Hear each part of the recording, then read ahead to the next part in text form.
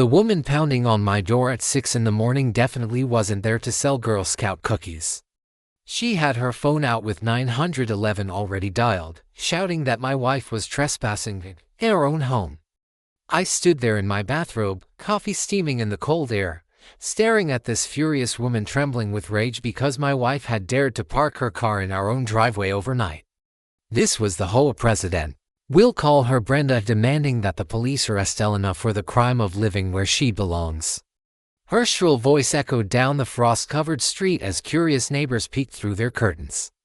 But here's the thing about neighborhood bullies, they always go too far eventually. Because just 20 minutes after that 911 call, Brenda would be looking at an entirely different set of papers with her name on them, eviction papers. So, what would you do if your HOA president tried to kick your wife out of your own house? Drop a comment and tell me where you're watching from, and whether your neighborhood has a Brenda of its own. But first, let me explain how things reached this ridiculous point.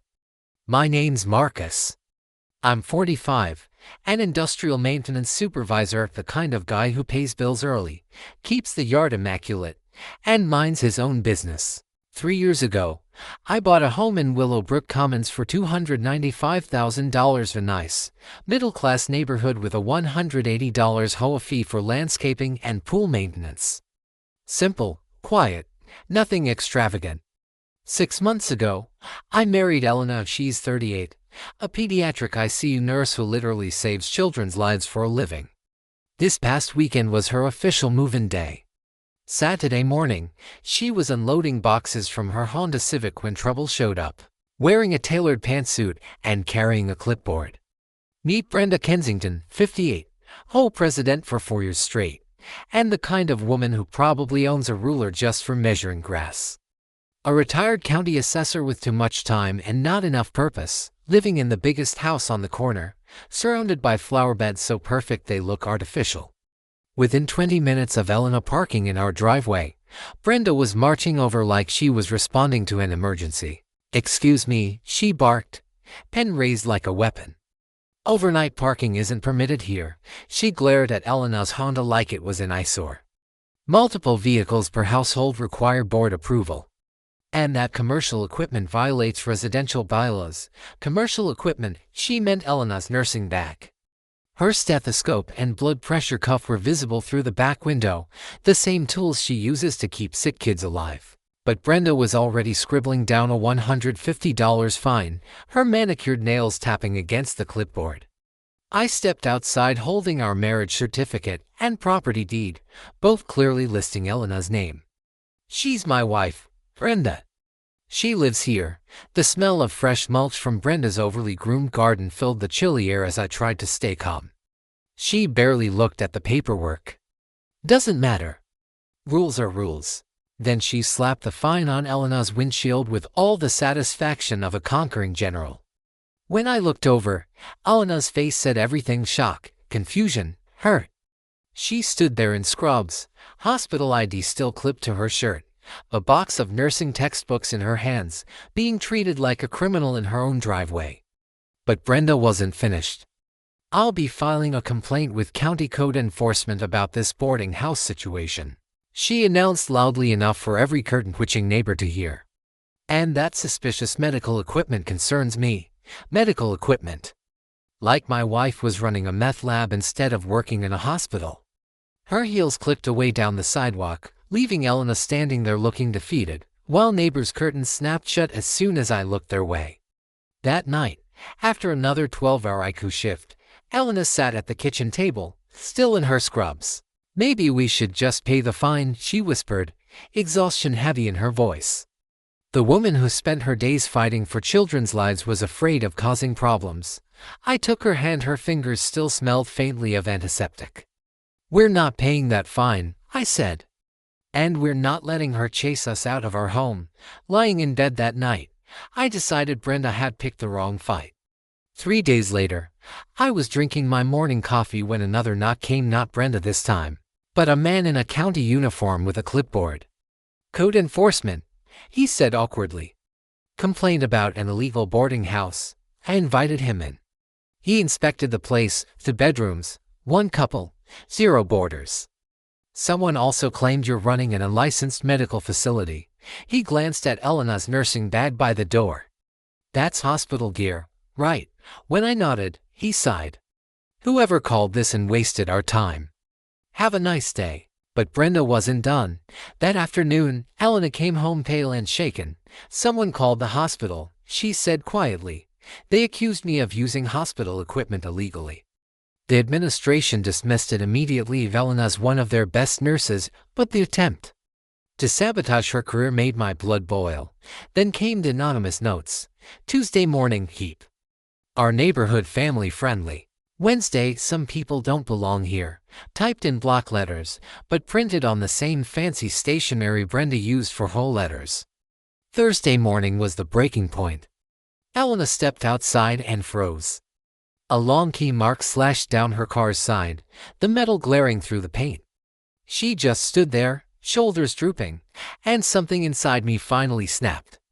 That evening, I did what I should have done long ago. I read the HOA bylaws. Every tedious, 47-page paragraph of them. My dad used to say, if someone plays games with rules, learn those rules better than they do. And he was right. Because Brenda wasn't following them either. Her backyard fence, 8 inches taller than the 6-foot maximum. Her fancy deck, no permit, and any renovation over $5,000 requires board approval. That one easily cost $15,000. Then I found the golden clause. HOA rules must be enforced consistently and fairly. You can't go after one homeowner and ignore your own violations. Friday morning, I filed official complaints against Brenda, complete with photos, measurements, and a timeline of her harassment. I cited the consistency clause and requested an emergency board meeting. By Monday evening, the community center was buzzing with tension. Brenda arrived, expecting to scold us in front of everyone. Instead, she found me calmly sitting with a folder full of evidence. Before we discuss my alleged violations, I began, I think we need to address some real ones. I handed each board member a copy of my report. Brenda's face went from pink to purple as they flipped through photos of her fence and unpermitted deck. This is ridiculous, she snapped. Marcus is making false accusations. Are you saying the tape measure's lying? I asked. Or that the county's missing a permit? Silence. The other board members, mostly decent folks, started asking her tough questions. Brenda's face turned the color of a tomato as she realized she'd been caught. This meeting is over, she shouted, snatching her papers. Actually, I said, bylaw says meetings can only be adjourned by majority vote. She froze in the doorway, trembling with rage, then stormed out, slamming her car door so hard it rattled the windows. If I thought public embarrassment would make her stop, well, I was about to find out. I completely underestimated how dangerous it can be to embarrass a woman who thrives on control. The morning after the whole meeting, I was heading to work when I noticed a car I didn't recognize parked across the street. Behind the wheel sat a man in a cheap suit, holding a camera. Sunlight flashed off his telephoto lens like a predator's glinting eye. Around lunchtime, Elena called, her voice tight with fear. Someone's taking pictures of the house, she whispered. I saw him through the window when I got home. The coffee in my mouth suddenly turned sour. Brenda had apparently hired a private investigator, desperate to dig up dirt on us, probably hoping to uncover some scandal that would justify her harassment. The irony was almost funny. She was paying someone to prove we were criminals while she was the one breaking the whole rules. But Brenda wasn't done, not even close. By Wednesday afternoon, Elena's supervisor called her into the office. The fluorescent lights buzzed overhead, sharp and unrelenting. Someone had filed a formal complaint, claiming Elena was mentally unstable and too involved in neighborhood disputes to perform her job properly. Her boss, a blunt, seasoned woman who'd worked with her for years, actually laughed. Whoever wrote this clearly doesn't know you, she said, before adding with a sigh, but HR requires me to document it. That night, the smell of Elena's lavender lotion filled our bedroom as she sat on the edge of the bed, hunched over in exhaustion. Maybe we should just move, she murmured, her voice barely louder than a whisper. I can't take someone trying to ruin my career over a parking space. That's when it hit me. This wasn't simple harassment anymore. Brenda was waging psychological warfare to drive us out completely. Thursday brought yet another visitor, a city zoning inspector. Another anonymous complaint, this time accusing us of running a medical clinic from home. The inspector, a patient man with the weary look of someone used to nonsense, took one glance at Elena's nursing bag and shook his head. "Unless you're performing surgery in your living room," he said dryly, "you're fine." That evening, I decided to change tactics. Instead of reacting, I'd strategize. I found a property attorney online, Sarah Martinez, a specialist in HOA disputes. She had the tired but sharp tone of someone who's seen every trick in the book. "Most people don't realize this," she said over the phone as I paced our kitchen. "When HOA enforcement turns selective or hostile, the association can be held legally liable. Think of it like workplace harassment laws, same principle, just applied to housing." She advised me to document everything: dates, times, witnesses, just like Elena did at work.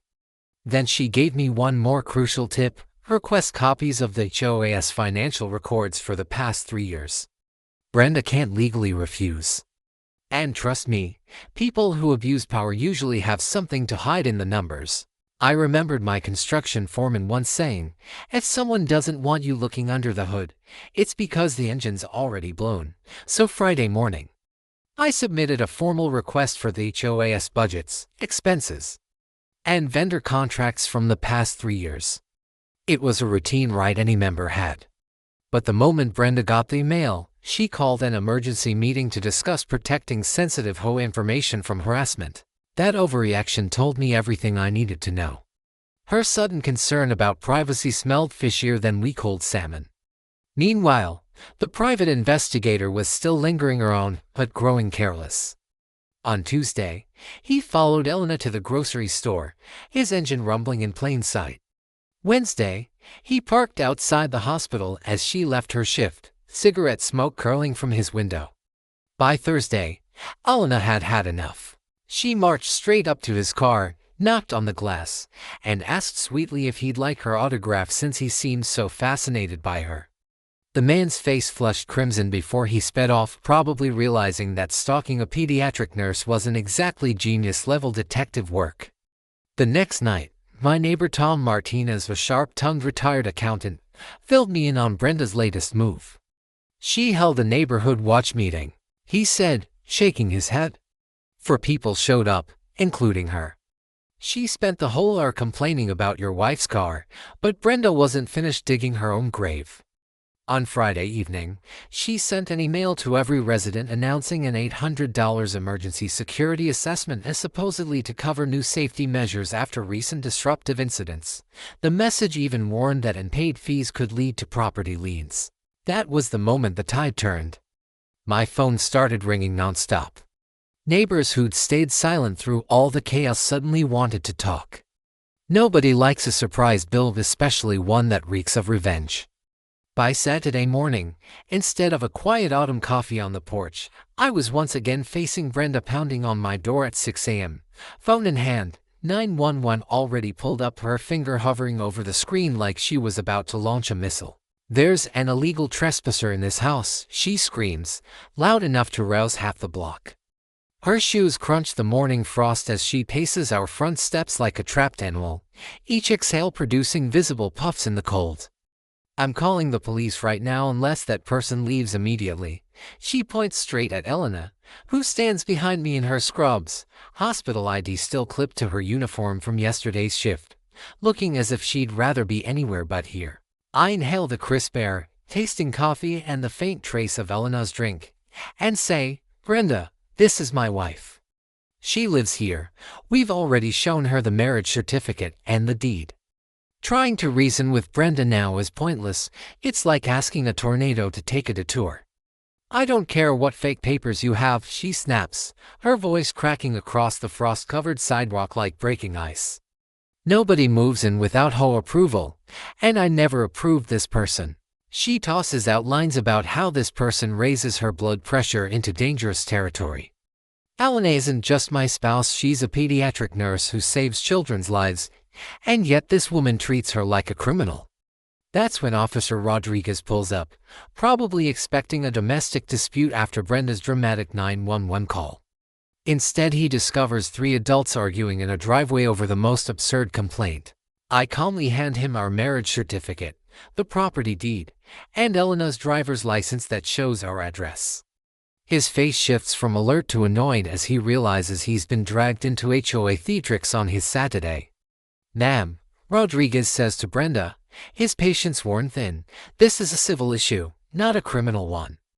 These people have every right to be here," but Brenda presses harder, insisting Elena be arrested for trespass, her shrill insistence getting more grating with each word. Neighbors start to appear, drawn by the commotion like prairie dogs peeking out of burrows. Mrs. Patterson stands on her porch in a bathrobe, shaking her head. Tom Martinez comes out with his coffee, watching like someone observing a slow-motion disaster. Even the Johnson kids stop riding their bikes to gawk at the woman yelling at the officer. "No crime has been committed here," Rodriguez declares firmly, his hand moving toward his radio as if he's considering calling back up, not because we're dangerous but because Brenda's behavior might merit it. "If you file another false report, ma'am, you could face charges yourself." The warning hangs in the cold air like smoke, but Brenda is past reason and doesn't hear it. As the patrol car drives away, I look around at our neighbors' faces. Most give embarrassed looks and slip back inside, while a few, Tom and Mrs. Patterson among them, offer sympathetic nods. Still, the damage is done. Brenda has publicly humiliated Elena in front of the whole neighborhood, turning our morning into a circus with Elena as the unwilling star. That weekend I spend both Saturday and Sunday immersed in HOA paperwork. The documents take over our kitchen table like evidence at a crime scene. Elena helps me sort and organize everything, her training in detailed record-keeping proving unexpectedly useful. The smell of fresh printer ink fills the dining room as we photocopy and catalog 3 years' worth of financial records, the same records Brenda had to release after the board overruled her objections. Hidden in those dry expense reports, we find what looks like a smoking gun. Every landscaping contract for the last 2 years was awarded to Kensington Gardens LLC, a company sharing Brenda's last name and listing her husband as the registered agent. The payments add up to $47.00 for emergency landscaping services that the neighborhood never actually received. I remember my uncle, the city contracting veteran, saying at family dinners, "Follow the money. When someone's obsessed with power, they're usually protecting their wallet." There was no competitive bidding, no board approval for contracts exceeding the $5,000 threshold the bylaws require. No business license, no insurance. Just Brenda writing checks from the community account to her family company for work that either wasn't done or was wildly overpriced. The arithmetic is simple. Each household has been overcharged roughly $400 per year to subsidize Brenda's landscaping business. Then Elena points out a pattern I'd missed. The biggest payouts line up exactly with the times Brenda ramped up enforcement against residents. Whenever someone challenged her, emergency landscaping charges appeared shortly thereafter. This isn't merely corruption, it's retaliation financed by the community, bankrolled by the people she was victimizing. That Sunday evening I call Attorney Martinez back. "You need to see this," I tell her. "The financials spread out like evidence. Clear your calendar," I add. "This is now much bigger than a simple HOA spat." Elena squeezes my shoulder as I hang up, her hands still smelling faintly of hospital antiseptic. She's been saving lives while Brenda's been siphoning off the neighborhood's funds. Monday morning I sit in Martinez's office while she combs through our evidence with the focused intensity of a surgeon reading an X-ray. The room smells of leather-bound law books and fresh coffee as she sorts through the documents.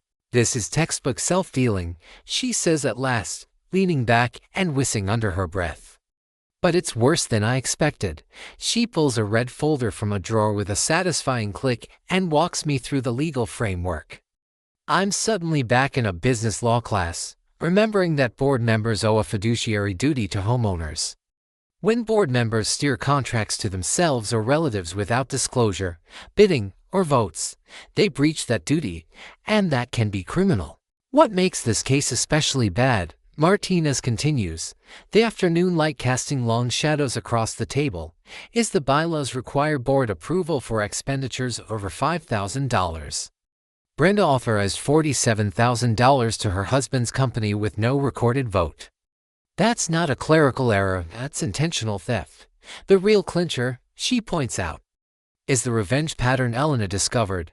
The biggest payments coincide with moments when residents challenged Brenda. Someone complains in March at boom, $8,000 emergency tree removal in April. Another resident disputes a fine in August, suddenly $12,000 for sprinkler repairs in September, paid to the same company. Martinez's voice tightens with justified anger as she explains how Brenda used community funds to punish dissent, a medieval queen collecting taxes to hire enforcers. The legal consequences hit like a freight train. Brenda could face criminal charges for theft, fraud, and breach of fiduciary duty.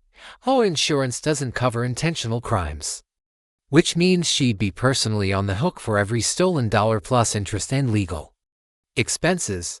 Her harassment campaign, including false police reports, adds exposure for witness intimidation and filing false documents. Martinez runs the numbers on her calculator. Conservative estimate. Brenda owes $31,000 in fraudulent payments, plus roughly $15,000 in interest and penalties. Add legal fees and damages for the harassment, and the minimum looks like $50,000. With a home valued around $380,000, a lien could allow the community to collect and potentially force a sale. The strategy clarifies. Like frost on glass, we prepare demand letters demanding full restitution and Brenda's immediate resignation. If she refuses, we'll refer the matter to the district attorney and file civil suits for damages. But Martinez points out the most devastating move: reveal everything to the community at the next HOA meeting. Public accountability is the nuclear option, she says, dipping the files into a briefcase worn by courtroom victories. Brenda has relied on resident apathy and ignorance to hide her theft. Once homeowners see how much she's taken from them, her little regime will collapse overnight. Walking to my car in the afternoon sun, the first warmth I've felt in weeks, I realize we've just turned the tables. Brenda thought she'd picked a target who didn't know his place. Instead, she's been building a paper trail of crimes while attacking a family who knows how to fight back. Elena's taught me bullies only understand one language: consequences. That night, I sit at the kitchen table with a yellow legal pad, sketching our battle plan like a general preparing for D-Day. The aroma of Elena's homemade lasagna fills the kitchen, blending with the sharp, chemical scent of fresh printer ink as I organize 3 years' worth of financial records into tidy stacks. Each pile represents another nail in Brenda's proverbial coffin. From years managing maintenance crews, I've learned that successful plans depend on having the right people in the right roles, and Brenda is about to find out she's been fighting the wrong battle entirely. My first call is to Tom Martinez, the retired accountant next door who's been watching this circus with mounting disgust. I've been waiting for someone to finally take her down, he says after I explain what we uncovered, his tone carrying the enthusiasm of a man presented with a juicy challenge. Send me everything. I'll build a presentation even my 90-year-old mother could follow. Tom spent for decades tracing financial trails for the IRS. If anyone can expose Brenda's scheme in a way the whole neighborhood will understand, it's him. Meanwhile, Elena applies her medical precision to the mountain of documents. Using the same systematic approach she relies on to track ICU patients' medications, she creates a timeline that connects Brenda's harassment with the fraudulent payments.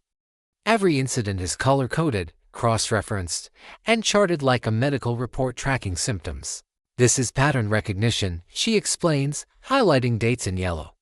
Once you see the pattern, the diagnosis is obvious. By Wednesday, we gain an unexpected ally. Sarah Chen, a local journalist known for her hard-hitting corruption exposes in the Tribune.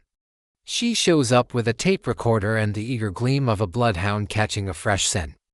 HOA corruption cases are blowing up across the state, she says, scribbling notes as fast as her pen can move. Readers eat up David and Goliath stories, especially when they come with a side of financial fraud. Sarah's investigation reveals details we hadn't even noticed. Kensington Gardens LLC. Brenda's supposed landscaping company has no business license, no insurance, and no employees except her husband, Frank. Their bank account shows large HOA deposits that match the payment records exactly, but no expenses, no equipment, no materials, no payroll, no taxes. It's a paper shell created solely to funnel HOA money straight into the Kensington's pockets, about as subtle as a neon sign flashing embezzlement. Thursday evening, Detective Jim Walsh, an off-duty cop who lives a few streets away, joins us at the dining table.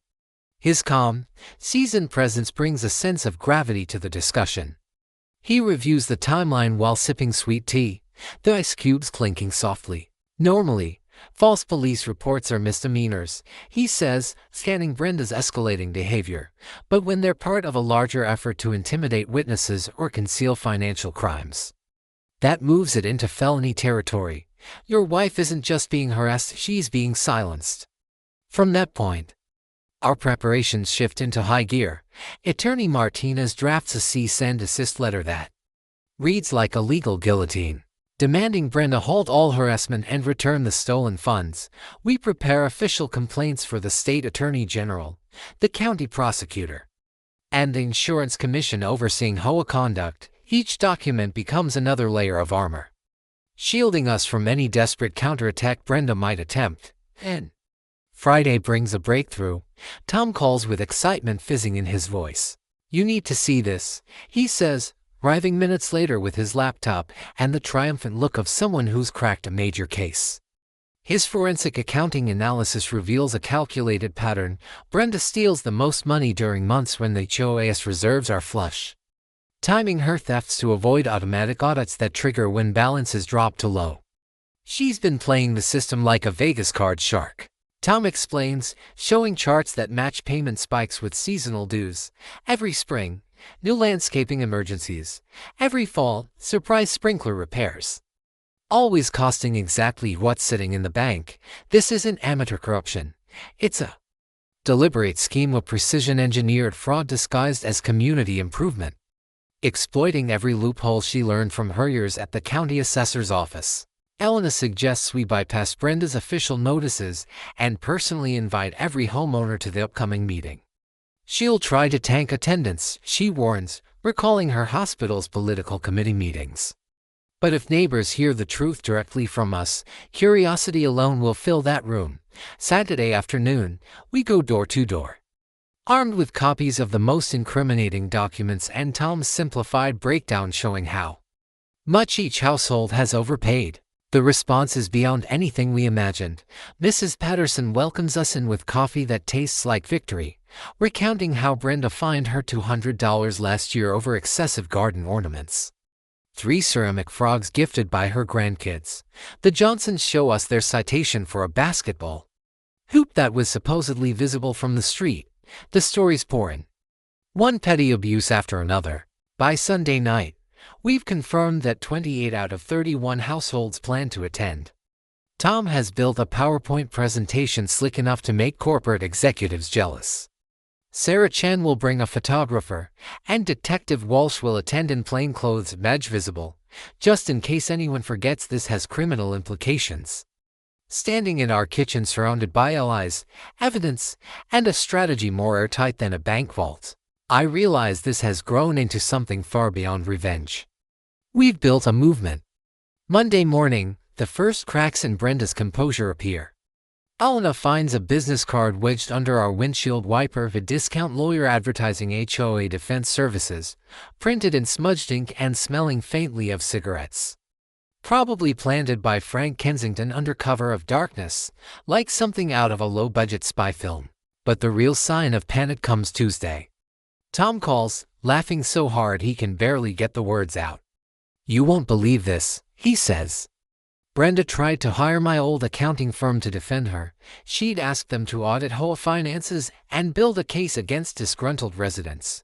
The partners, having already seen Tom's evidence, politely declined and suggested she look for a criminal defense lawyer instead, preferably one with a flexible payment plan. By Wednesday evening, the situation crosses every imaginable line of decency.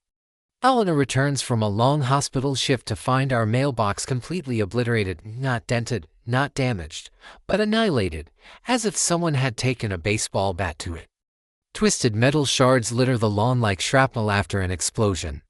Even worse, someone has spray-painted the word LIR across our garage door in dripping red letters that streak down the white paint like blood on snow. Our security cameras capture everything crisp and clear, like a wildlife documentary studying predator behavior. The timestamp reads to 47 a.m. The figure's dressed in dark clothing with a hood, but the gait and build are unmistakably Brenda's.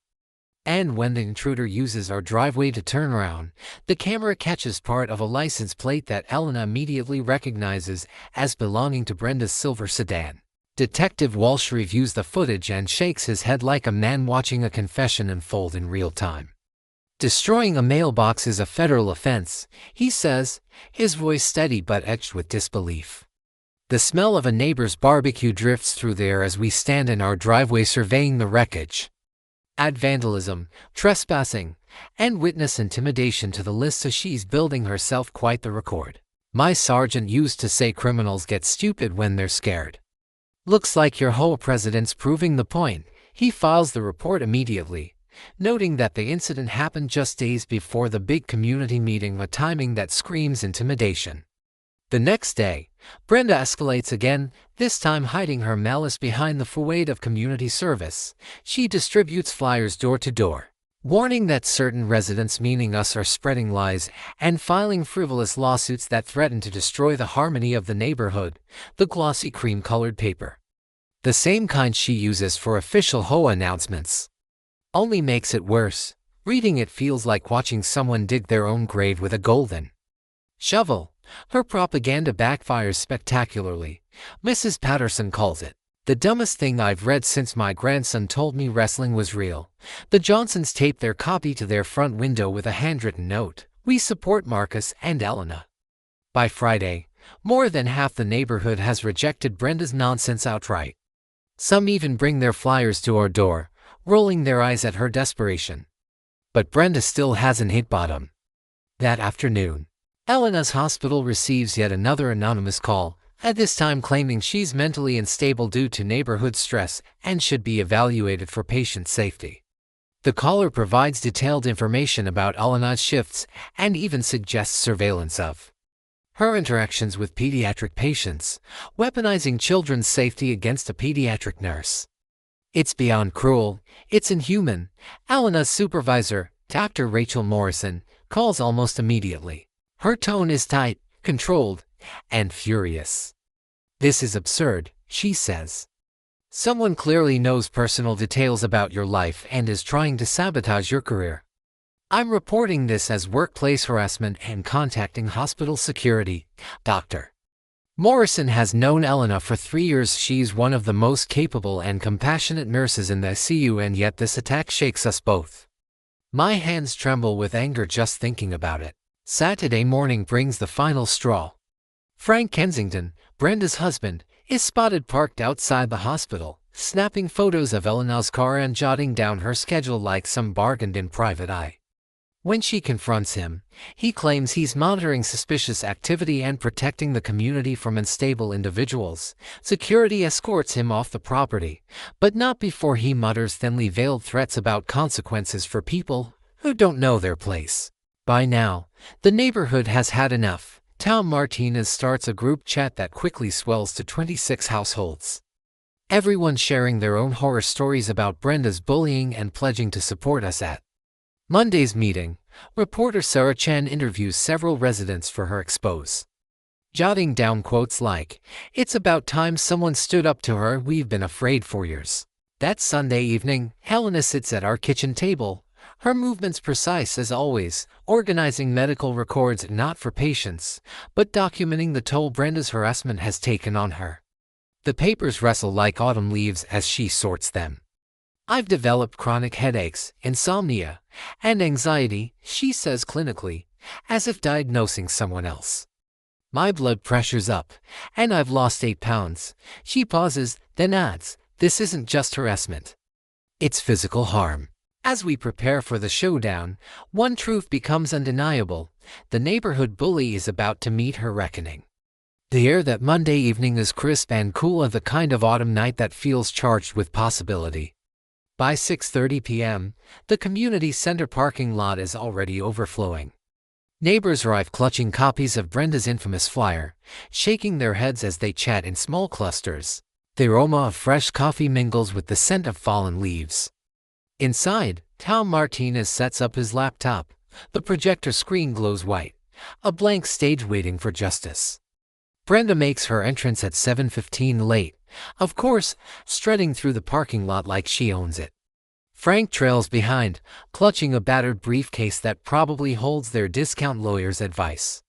Dorothy Pratt and Bill Morrison follow awkwardly, clearly wishing they'd stayed home. The rhythmic click of Brenda's heels on the concrete sounds like a countdown to her downfall. Inside, the turnout is record-breaking, 28 households packed shoulder to shoulder. Sarah Chen is stationed quietly with her camera. Detective Walsh sits near the back, badge glinting under the harsh fluorescent lights. The hum overhead sounds like a hive of angry wasps. Brenda scans the crowd, her confidence faltering when she realizes this is no friendly audience. Before we begin, she announces, trying to reclaim authority, "I want to address the malicious rumors being spread by certain residents who are trying to destroy our peaceful community." Her voice carries that brittle, defensive tone, less commanding now, more desperate. "Point of order," Tom Martinez interrupts smoothly, standing with unshakable calm of someone who's dismantled hundreds of fraudulent ledgers. Per the HOA bylaws, the first item of business is financial reporting. I believe everyone here wants to review our expenditures. A ripple of approval spreads through the room. Tom walks to the front, carrying a folder thick enough to choke a horse. Brenda's complexion cycles through shades of pink, red, and white like a malfunctioning traffic light as Tom cues up his presentation.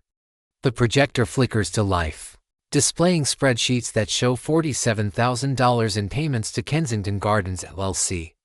Each line item glows red, damning, undeniable. The room falls silent except for the low hum of the machine. "Holy hell," whispers Jim Patterson before his wife elbows him, though she nods fiercely in agreement. Brenda flails, scrambling to regain control. "This is out of order," she shrieks, her pitch rising to dog whistle levels. "These are private HOA documents Marcus has no authority to." "Actually," Detective Walsh says, standing slowly, his badge gleaming under the light, "when financial irregularities suggest criminal activity, these documents become evidence." His tone is even, authoritative, and devastatingly calm. "Ma'am, I'd advise you to stop talking until you've spoken with legal counsel, ideally one who's actually passed the bar." The silence that follows is absolute, the kind that comes after a fire has burned itself out. Then Eleanor rises. Her voice is steady, carrying the quiet authority of someone who's comforted grieving parents and revived dying infants. "I want everyone here to understand what this woman has done to my family," she begins. The crowd leans in instinctively, drawn to her composure. She outlines Brenda's campaign of harassment, the false police reports, the anonymous calls, the attempts to ruin her career, the stalking at her workplace. Each revelation lands like a hammer blow. By the time she finishes, Brenda's empire of intimidation is nothing but rubble. The expressions on the crowd's faces shift, first shock, then outrage, and finally that unmistakable spark of resolve that fuels revolutions. "She called my hospital claiming I was mentally unstable," Alana continues, her voice steady, her composure professional as ever, even though her words cut through the silence like scalpels. "She tried to weaponize children's safety against someone whose life's work is saving children." The irony lingers in the air, thick and poisonous. Brenda has been tormenting the very woman who spends her days keeping their grandchildren alive. The vote comes swiftly, clean, decisive, unstoppable. Like a line of dominoes falling in perfect rhythm, motion to remove Brenda as HOA president, 27 in favor, 3 against. Motion for full financial restitution, nearly unanimous, save for Brenda's shrinking circle of loyalists. Motion to ban Kensington Gardens LLC from future contracts, passes with the relief and energy of people realizing they've been funding their own oppression. As Brenda storms toward the door, her heels clack against the tile like the retreat of a defeated army. Tom Martinez delivers the final blow, voice cool and surgical. "Oh, Brenda, the lean paperwork will be served tomorrow morning. You might want to start packing." The door slams behind her with the satisfying finality of justice served cold. The next day dawns sharp and bright, the kind of morning that makes the world feel cleaner somehow. I'm halfway through my coffee when the familiar sound of pounding rattles the front door. Through the window, I see Brenda marching up the walkway like a one-woman invasion force, clutching a manila envelope to her chest like a shield. Her face is set in grim determination. She clearly believes she's about to deliver a fatal blow. "Marcus," she shouts, her voice blending hysteria with a brittle edge of self-importance. "I have legal papers that will end this harassment once and for all." The sun glints off the frosted lawn as neighbors begin to emerge, drawn to the commotion like spectators to a public spectacle. I open the door, coffee in hand, wearing what's probably a little too confident a smile. Elena appears beside me, still in her hospital scrubs, faintly smelling of antiseptic and quiet triumph. "Good morning, Brenda," I say pleasantly. "What brings you by so early?" "I'm filing an injunction to stop your slanderous campaign," she declares, waving her envelope like a battle flag. "That meeting last night was a conspiracy of lies and forged evidence meant to destroy my reputation." Her voice echoes down the street, prompting Mrs. Patterson to peek from behind her ceramic fraud collection and Tom Martinez to emerge from his garage, coffee mug in hand, looking like he's settling in to enjoy the show. I turn and call casually over my shoulder, "Honey, can you grab those papers we've been waiting to deliver?" Elena disappears for a moment, returning with a thick legal envelope that radiates authority. The autumn breeze carries the scent of fallen leaves and justice. "Brenda Kensington," I say clearly, loud enough for every curious neighbor to hear, "you're being served." I hand her the envelope with all the solemnity of an award presentation. Except this one comes with a $50,000 price tag and possible criminal charges. Her face cycles through a kaleidoscope of emotions as she rips it open, hands trembling like leaves in the wind. What is this?" she stammers, her voice stripped of its usual sharpness. "Property lien for fraudulent financial transfers," Elena explains evenly, her tone professional, almost clinical. "Plus criminal referrals for theft, harassment, and filing false police reports." She pauses just long enough for the words to sink in. "You once told us that some people think rules don't apply to them. Funny how that works." The irony hangs heavy in the air, like smoke from a ceremonial fire.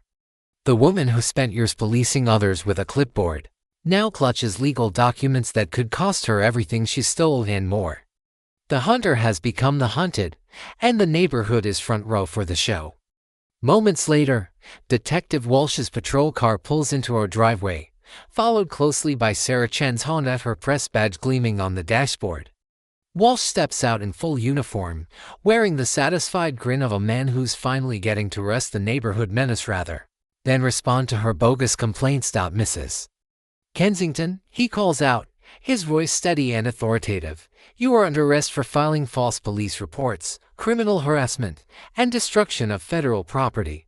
The silver handcuffs catch the morning sunlight like jewelry made for justice. As Walsh begins reading her rights, the same woman who once demanded my wife's arrest for living in her own home, Sarah's camera flashes. Each photo captures the end of an era. Faces light up across the crowd as realization spreads. Brenda's reign is finally over. Tom Martinez starts clapping, slow at first, then joined by others until the entire street echoes with applause. Justice, served with morning coffee. "This is harassment," Brenda screams as Walsh guides her toward the patrol car. "You'll all regret this. I'll sue for defamation." "Ma'am," Walsh replies calmly, "you have the right to remain silent. I'd strongly recommend exercising it." The door shuts with a heavy thunk, the sound of a story ending exactly as it should. Her muffled protests fade as the cruiser rolls away, carrying the fallen queen of petty tyranny to her well-earned reckoning. I turn to the neighbors who've gathered, smiling as Elena slips her hand into mine. "This," I tell them, "is what happens when good people stop staying silent." Elena steps forward, her voice firm and warm. Let's make this neighborhood a place where everyone belongs. The applause that follows sounds like freedom itself. Half a year later, I stand in our backyard watching Elena organize the first annual Community Accountability Day. The transformation is stunning. The smell of barbecue mingles with children's laughter as neighbors, once strangers behind closed doors, share food, stories, and laughter. Justice, it turns out, doesn't just punish wrongdoers. It rebuilds what fear destroyed. Brenda's legal reckoning came quickly after the evidence went public. She pled guilty to reduce charges rather than face trial, repaying $47,000 in restitution plus fines and legal costs, a total exceeding $65,000. Her house sold within a month of her arrest, the for sale sign standing like a monument to hubris. Frank dissolved Kensington Gardens LLC and quietly took a job with a legitimate landscaping firm 2 counties away, probably relieved to escape the wreckage. Elena received a formal apology from her hospital administration, along with a commendation for her professionalism under extreme personal attack. Dr. Morrison nominated her for the State Nursing Association's Community Service Award, praising her for showing compassion and strength in the face of unprecedented personal adversity caused by an unstable neighbor. The recovered HOA fund sparked a wave of renewal. The community voted to create the Elena Martinez Nursing Scholarship, dedicating $15,000 to help future pediatric nurses follow in her footsteps. Another $20,000 went toward building a new playground fully accessible for children with disabilities. Inspired by Elena's experience treating young patients recovering from injury. And as for leadership, Tom Martinez was unanimously elected as the new HOA president. Promising transparency and accountability, his first act, monthly financial reports, complete with photos of completed work and receipts for every expenditure over $500. The tyranny was gone. The neighborhood at long last truly felt like a community. Trust but verify, Tom declared at his first meeting as HOA president, channeling his inner Ronald Reagan. Then he grinned and added, though in Brenda's case, we skipped the trust and went straight to the verification. The ripple effects of what happened in Willowbrook Commons stretch far beyond our little neighborhood. Sarah Chen's investigative series on HOA corruption won the State Journalism Association's Public Service Award and ignited a wave of similar probes across 3 counties. Those follow-up investigations uncovered millions in fraudulent payments and self-dealing schemes that had been hidden in plain sight. Her later reporting helped push through new state legislation requiring every HOA that manages over $50,000 in community funds to undergo annual independent audits. The new law quickly earned its unofficial nickname, the Brenda Prevention Act. Our ordeal became a blueprint for other neighborhoods waging their own battles against abuse of power. Attorney Martinez now focuses exclusively on HOA corruption cases from suburban subdivisions to retirement communities where board members once believed they could steal unchecked. She even keeps a framed copy of Tom's financial analysis hanging on her office wall, proudly calling it the most beautiful spreadsheet in legal history. Clients now pay top dollar for what she jokingly refers to as the Kensington treatment. The legal fight ended long before the emotional recovery did. But the healing came slowly, quietly in the form of laughter. One evening, watching Elena joke with Mrs. Patterson while helping kids at the face painting booth, I realized we'd gained something far more valuable than legal victory. We'd built a genuine community from the ashes of one woman's obsession with control. Once the harassment stopped, Elena's health rebounded completely. Her headaches vanished, her blood pressure returned to normal, and her spark, that easy joy she carries into every room, came back brighter than ever. Willowbrook Commons itself flourished too. Property values climbed 12% in 6 months, not because of Brenda's rigid rule enforcement, but because word spread that this was a neighborhood where people truly looked out for one another. Young families began seeking homes here, drawn by stories of residents who stand together, protect the vulnerable, and refuse to be intimidated. Tonight, the transformation is impossible to miss. Children laugh on swings built with money reclaimed from Brenda's scams while their parents grill burgers and swap tales about her ridiculous, old citations. Detective Walsh drops by out of uniform this time, accepting a plate of Elena's famous potato salad. Best arrest I ever made, he says with a grin. Usually, we take down people who hurt communities. That time, I got to arrest the one who was the problem. The sun dips low, stretching long golden shadows across the lawns as families fold up chairs and pack away coolers. Kids, tired from a day of justice-funded playground adventures, cling sleepily to their parents' hands. Elena squeezes mine, watching as neighbors help each other carry supplies. You know what the best part is? She asks softly, her voice full of peace, the kind that comes from restored faith in people. What's that? I ask. She was right about one thing, Elena says with a grin that could light up the whole street. Some people really do think rules don't apply to them. She just never realized she was talking about herself. Walking back inside, past the brand new mailbox standing proudly where the old one was destroyed, I can't help but smile at the irony. Brenda spent years trying to mold this neighborhood into her idea of order and obedience. Instead, she accidentally created something far better, a real community built on respect, transparency, and the radical belief that everyone deserves to feel safe in their own home. So here's my question to you. What would you do if your own old Karen tried to drive you out of your home? Share your neighborhood nightmare stories in the comments. Some of you probably have tales that would make Brenda look like an amateur.